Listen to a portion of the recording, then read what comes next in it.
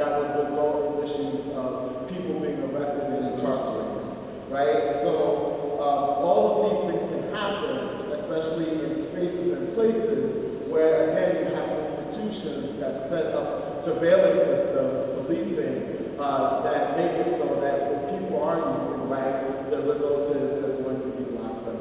And the decision that has to be made for somebody who is using drugs within that kind of cultural climate is, if I use, those are the kinds of situations I'm going to be ending up with. Do I want to go to jail and spend an extended amount of time, or do I think about, well, if I use and I don't have the availability of a clean syringe, then that results in me getting hepatitis C or HIV, right?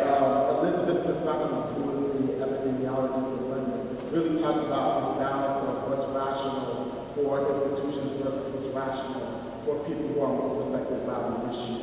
She has a book that's called The Wisdom of Wars. It's a great book. Definitely should check it out if you're learning.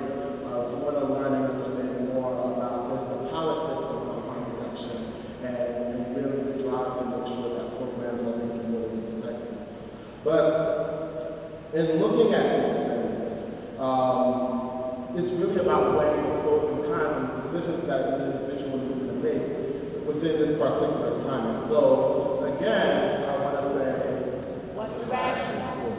So to compound the issue of state repression, right, when our governments reinstate, I don't know if people know this, so our government reinstated the federal ban for funding for syringe exchange programs, right? It only lasted for 2 years, so we're talking about a 20-year span of struggle and fight for organizations and people who demanded that our government pay for syringes so that people can protect themselves from HIV in the same way that our government pays for condoms so that people can get free access to condoms when they need them in terms of protecting themselves from HIV when having sex, right?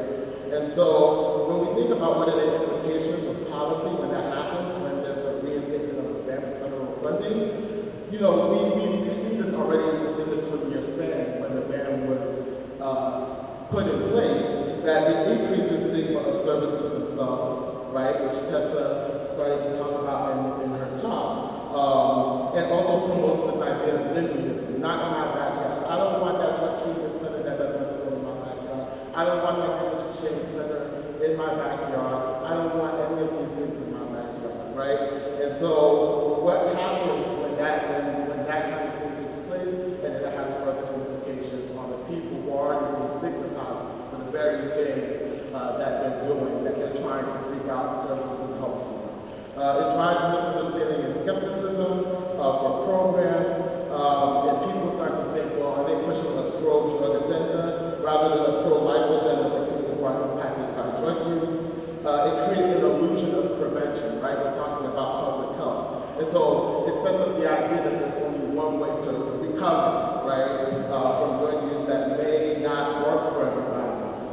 That's grounded in the idea that it's okay to let people suffer and die due to their own choices, and they should face those consequences. So it goes back to my initial quote about really thinking about, you know, how is it that people are able to live their experiences and acknowledge that that's the reality that they're facing. And so I just want to close out by saying again, when you think about what's rational, SEPs have shown to be the only intervention to drive down HIV rates among injection drug users. Rates of transmission still increase for the other key populations. We know that this is a promising alternative to incarceration. This increases the public health safety, collective efficacy in communities that have been devastated by the drug war. And when we're talking about taxpayer dollars that are now not made available to these programs that will be able to exchange needles, it's the denial of people's lived experiences that are either suffering with their addiction, grappling with their drug use, in the face of evidence that shows that SEPs are cost effective and that they save lives. And we have 200 programs in the U.S. now that have established SEPs. So we didn't have to wait on federal funds to make syringe exchange happen. With the reinstatement